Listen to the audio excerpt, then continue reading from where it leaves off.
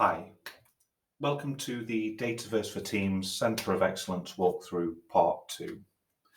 So just to shout out, if doing this for real, you will want to give some thought and consideration to the account that you're doing this with, because the first element of the Centre of Excellence we're going to set up is the inventory, which is critical to kind of getting the lay of the land as it stands now and knowing where you're at and what you've currently got. So just to call out, it will need to be a Power Platform Service Admin, Global Tenant Admin, or Dynamics 365 Service Admin. It will need to have the non-trial Power Apps per user license, Power Automate per user or per flow license, non-trial as well. Must be email enabled, and there are certain other prerequisites for the audit logging.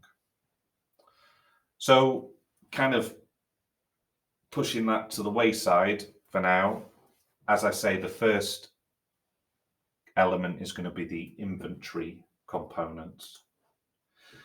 Now, another prereq, or not a prerequisite, but more of a recommendation, is to set up the connections ahead of time. So that's what we're going to do now. But you would kind of get to a point where you could create the connectors as and when, but it will save you some hassle down the line when you come to import the solution. So we're going to try and take the path of least resistance and do this best practice. So let's crack on. So the first connection we're going to create is for approvals. And you'll notice that basically these are the same connectors that we moved into our data policy into the business bucket. The next one is for both Dataverse options, so both legacy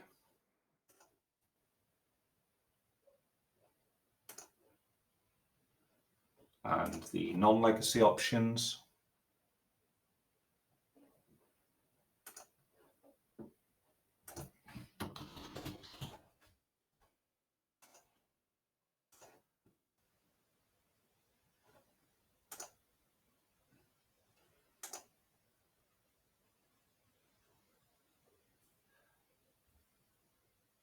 After that, we're going to do Teams.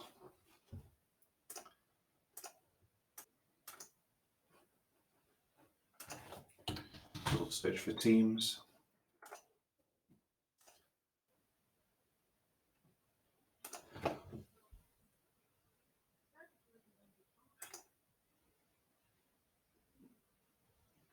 And I'm just going to give it a refresh because I did pause it after I didn't skip the MFA authentication, set up MFA, and now it's thrown a wobbler. We'll keep going. So let's do, so there's 3 Office 365 prefixed ones. So first we've got users.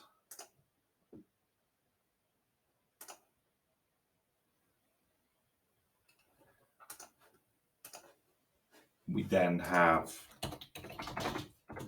Outlook.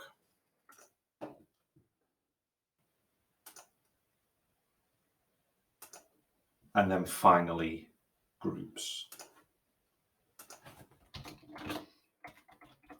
Feel free to skip through this, of course. I just wanted to do this as a comprehensive walkthrough, so I do apologize in advance for the paint drying moments. So we've got the groups, the users, and the Outlook. Now we have the Power Apps prefixed ones. It would help if you click New Connection first. Power Apps, and we have for admins and for makers. So let's do for admins first.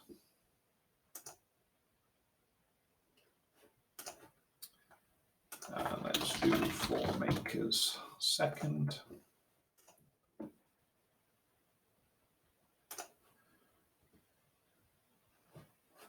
Similar to that, but not exactly. We have our Power Automate ones. So we've got management and for admins. I'm going to leave the default option of first party. And I'm then going to proceed to the other one, which is the for admins.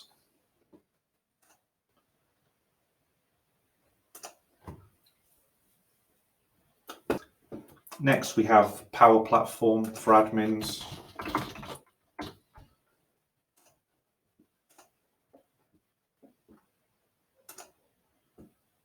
Then we have RSS.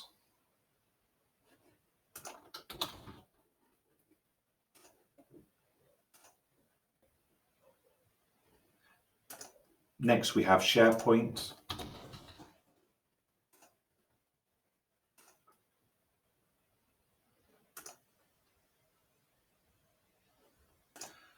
And finally, or at least certainly for now, we have HTTP with Azure AD. And notice that is specifically premium, hence why there was the licensing prerequisite. Again, similar to what we did for the data policy, I am going to specifically specify graph.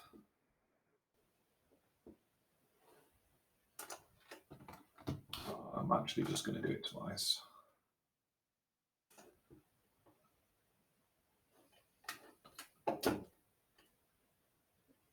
And that should cut it from a connection perspective. Now we're going to import the core components solution. So I'm going to go to import solution. I'm going to go to browse. You may not be able to see this, but I'm going to downloads. I'm going to extract the CoE starter kit zip file.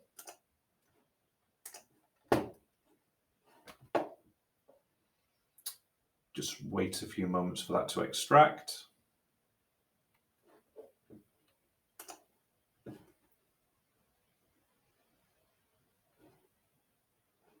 Once extracted, I'm going to expand it. And this is a key difference between doing this in a production environment versus a Dataverse for Teams environment, because some of the solution zip files within specifically have teams. So as opposed to the Center of Excellence core components version numbers.zip, we want Center of Excellence core components teams version number _managed.zip. So here you can see the file name now, and I'm going to click next. So this is going to be one of the areas that's going to make use of those connections we've just set up. It's also going to want us to populate some variables for the environment.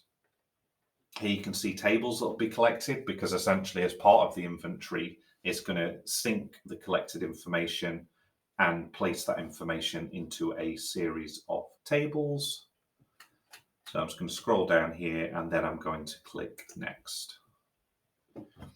Here we should have covered off all of the required connections. If not, you would have the ability to create, refresh, and then select. So I'm just going to double check. It's pretty easy to see in this environment because it's not cluttered with a load of other connection instances for these connectors. So I'm pretty happy with that, and I'm just going to click next. Here is where it's going to ask us to populate the environment variables.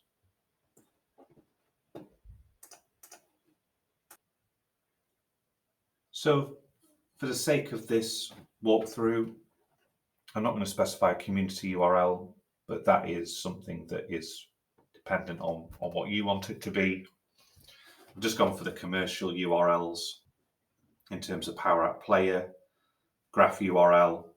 Admin could be a group, individual admin, as the name suggests, has to be an individual, and I'm going to leave the rest blank. Although this one, it does specifically say leave blank on import. So now I'm going to click import.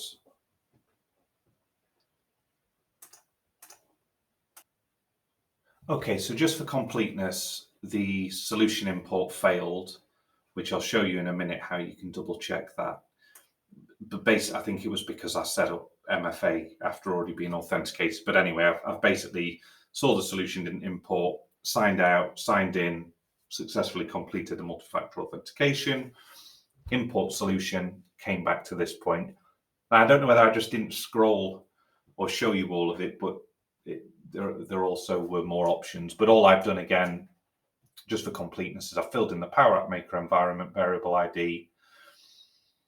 I'm not actually going to enter the ID of Microsoft 365, which will contain all your Power Platform makers, but again, I would recommend that you take the time to understand what each one of these is and fill them in.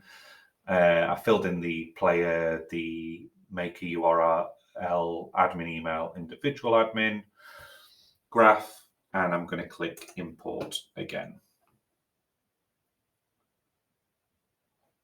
So I'll actually leave it here because when we come back to part 3, that'll be when we then start to turn on the child flows and start getting everything in place to actually do that initial trawl of the environment and build out some of the Dataverse tables.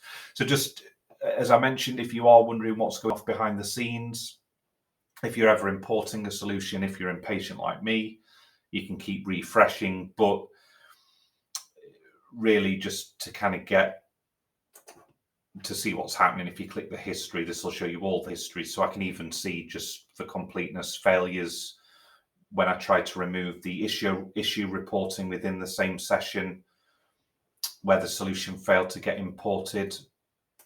But ultimately, once I'd come in here and I had successfully removed it, you'll also note that there's no longer that issue reporting solution here either. So it should be nice and fresh. We got rid of the solution that we did just for the sake of getting this far, and then we should, when we start off part 3, you should see this, but basically with the Centre of Excellence core component available. Thank you for watching.